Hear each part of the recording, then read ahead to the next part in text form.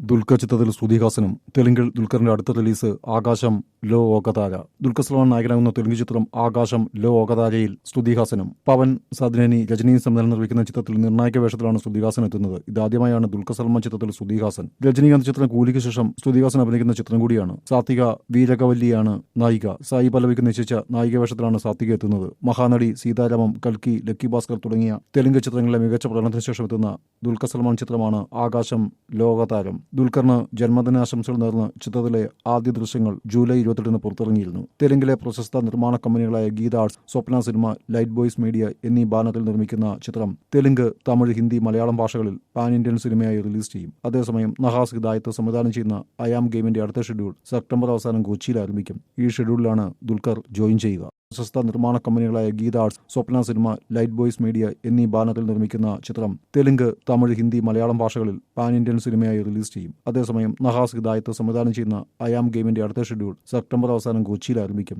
ഈ ഷെഡ്യൂൾ